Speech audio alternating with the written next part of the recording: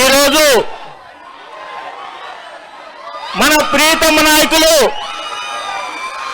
మాజీ ముఖ్యమంత్రి వర్యులు 2029 ఏం చేద్దాం? 2029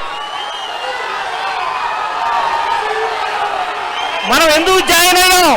ఈరోజు ఎందుకు మన పార్టీలో జాయిన్ అవుతున్నాం? నేను ఈ రోజున నా జీవితం ధన్యమైంది.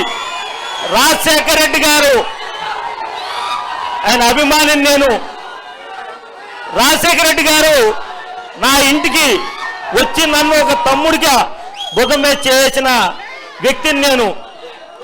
ఆ రోజు నుంచి కూడా ఈ రోజు వరకు ఇలువలతోనే ఉన్నాను.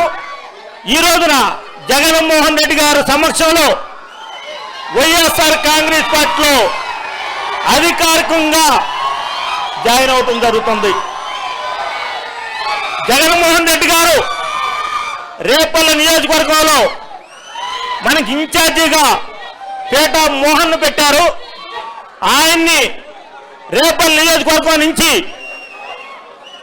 2029లో గెలిపించుకోవాల్సిన పరిస్థితి మన అందరి పైన ఉంది.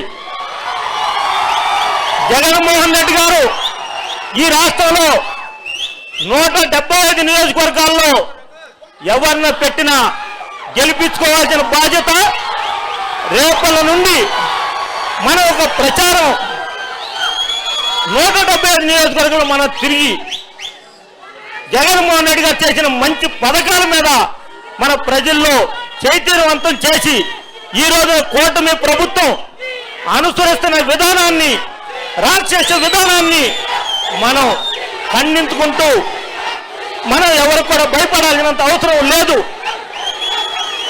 మనం న్యాయంగా వెళ్తే జగన్మోహన్ రెడ్డి గారు చేసిన పథకాల్లో కనీసం 2-3 అన్నా అతను చేసిన సందర్భం లేదు. కూటమి ప్రభుత్వం 3 ప్రభుత్వాలు కలిసి జగన్మోహన్ రెడ్డి గారి కోసం వేటాడుతున్నారు.